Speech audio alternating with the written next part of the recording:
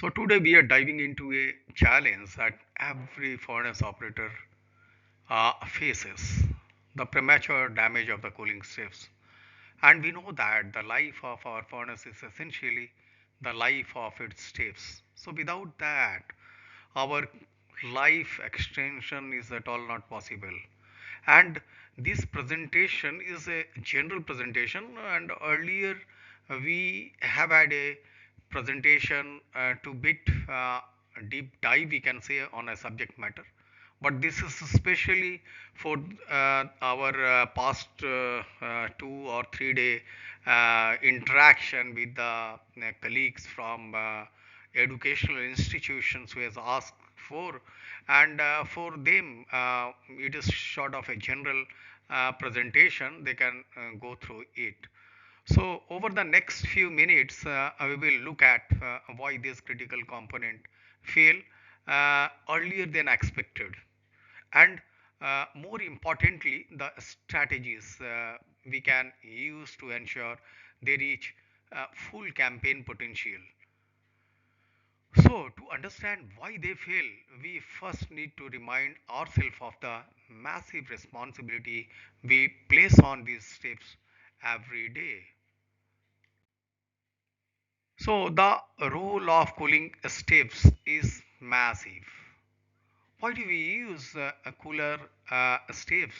It's all about their superior thermal advantage, as all of us know, and they have incredible heat conductivity, which allow them to freeze a stable layer of slag against the furnace wall. Think of this slag crust as a self-healing, and this is a biggest protection mechanism for copper strips, and these act as a refractory layer. So it's our first line of defense, especially in the furnaces over 2000 cubic meters. And these strips are what maintain the structure integrity of the shell in high heat zones like Bosch and Bailey, which are supposed to be most important. But as we know that self-healing crust is not uh, invincible. When it fails, the stave itself is exposed to the elements, and that's why our operation or aerodynamic stability of the furnace is most important in order to restore this crust as a protection mechanism.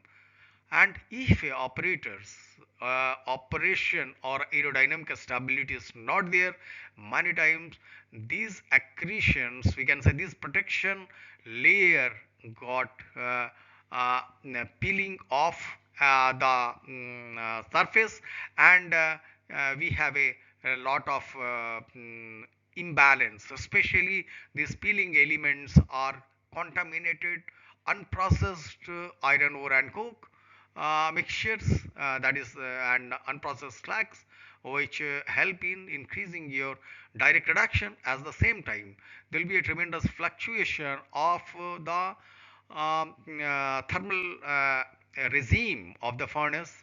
And thirdly, as this accretion peeling, there is a imbalance in the stability of thermal load, or we can say the thermal dissipation, thermal energy dissipation through the wall, and for which again we have to blanket energy input to compensate. So it creates a lot of imbalancing due to unstable operation, or we can say this unstable aerodynamic behavior of the furnace generate a lot of asymmetric process setup upsets, we can say process upsets. So the common damage forms that that elements has to sustain are as follows. So when things start going south, we typically see four types of damage: burnout, abrasion, pipe leak, and deformation. While we often worry about heat, the data tells a striking story. That is, mechanical wear account for roughly 80%, 80% of the identified failure cases. So this is one of the very important thing that we all operator need to know about these, and from this angle they should start diagnosing the things.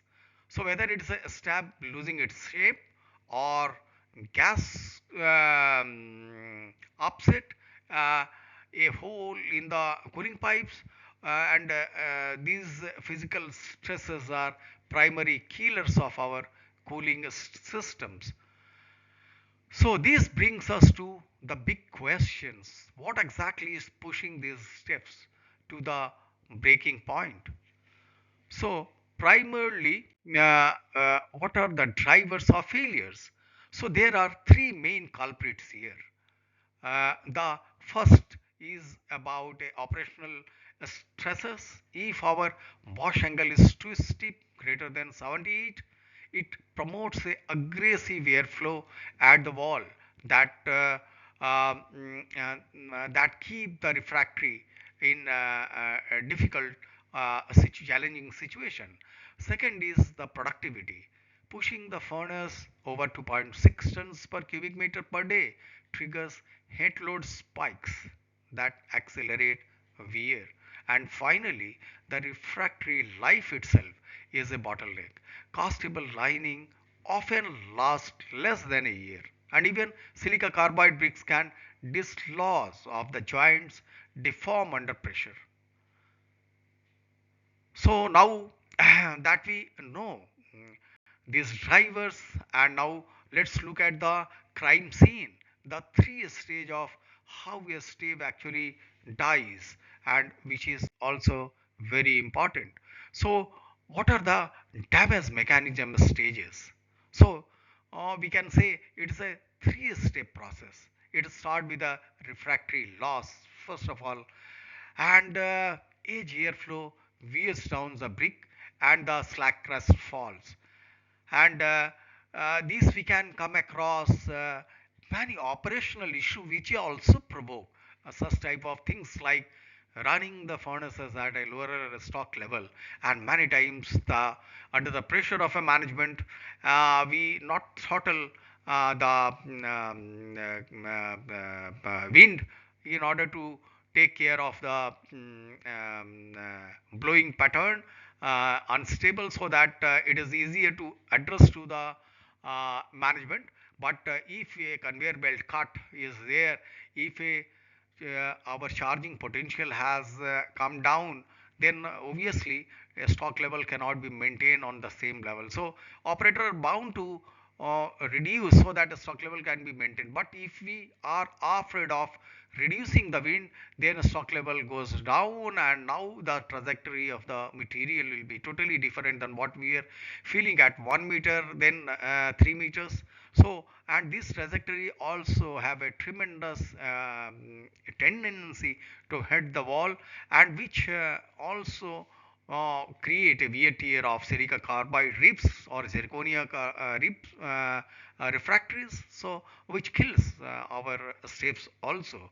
Then comes thermal softening. Once that copper is exposed and hit more than 200 degrees centigrade, its hardness literally cuts in half, making it defenseless.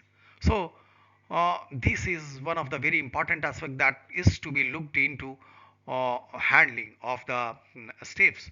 And the final blow is often hydrogen attack, about which we are talking less, thinking also less, but it has a tremendous impact.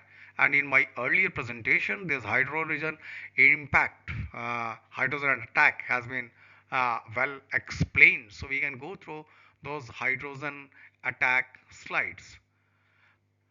So if there is a too much oxygen in the copper, it triggers a chemical reaction that causes micro cracking, and a 183% volume expansion can be, we can't think of it. And at that point, the step is structurally compromised. So to stop this chain reaction, we have to manage our operational target very carefully. And in order to that take care of this comparative factor analysis, here is our benchmark dashboard. So to keep a stab healthy, we need a Bosch angle between 72 to 74 degrees to keep gas velocity in check. We need high quality coke to maintain permeability, and we must keep our heat load stable. This is very important, and most of the time we are not at all careful about heat loads. We never refer to the design parameter given by the designer, that what is the maximum heat load which is to be sustained by Bosch and Bailey, the coolers that are fitted here. So it should be within the scale provided by the designer. So ideally, below 14 kilowatt per square meter is a right number, around which, of course, it is very difficult to point out a stationary number because it is dynamic situations, and most of the time the things are always fluctuating. So most importantly, when we buy steps, we must insist on copper but less than 10 ppm of oxygen to prevent that chemical hydrogen attack, or to take care of those hydrogen disease phenomena. And we just talk about hydrogen, but accordingly we have to also have a deep analysis with respect to hydrogen, that what went wrong. So numbers are great, but how do we turn this benchmark into real world prevention strategy is a real question. So we focus on these three pillars. Profile optimization means designing the furnace to manage gas distribution away from the wall. For the steps themselves, we move to a full silica carbide hot phase using 70 thick bricks and rounded ribs to disperse stresses. As all designers have got a different type of design, but whatever comes out of it is the ribs packed by the silica carbide or zirconia carbide as per the temperature profile given in the furnace are also lifeline of and these are the protection biggest protection mechanism of the reefs or the cooling staff life. So finally, we must enhance our cooling, and for this we need to maintain a water velocity to the recommended designer document, and to ensure the copper never reaches that softening temperature, we have to try each and everything. And in view of this, our quality of water is going to also have a tremendous role, and most of the time we are not very careful about this cooling water. And if so, then over a campaign life of this a decade, if we check our furnaces, we need to check that the designer provided a cooling segments with this much flow, with this much pressure, but exactly after a lifespan of a 5 year or 10 year, whether we could able to maintain those volume of water with that specification or not. This is a very important question to have a longer life of the blast furnace. So we have to see all these. We have a lot of ways is discussed, but thing is that we need to check whether does this work or not. So let's look at the results from the field, and field performance. We need to script document. Look at the Pohang number 4 BF by using these rounded silica carbide reefs, and they have seen no significant wear after more than 5 years of operation. On the flip side, our analysis of 3200 cubic meter furnace showed that edge gas led to a very critical pipe damage, with post repair checks confirming that hydrogen attack was indeed a primary driver. So, what is the lesson learned from this? So design and chemistry is the matter. So the two things that we blast furnace experts need to carry away, carry out each time they diagnose the furnaces. So even with the best design, we cannot manage what we do not measure.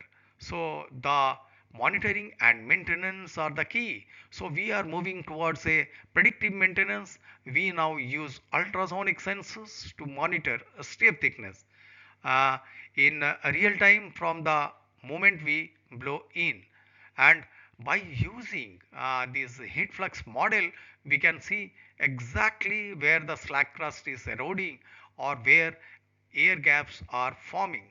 So these allow for a early intervention like protective grounding or protective grouting to save a stave before it needs to be replaced, because many times it questions arises that what is the right time for the shotcrete or blowdown and intervention of the production.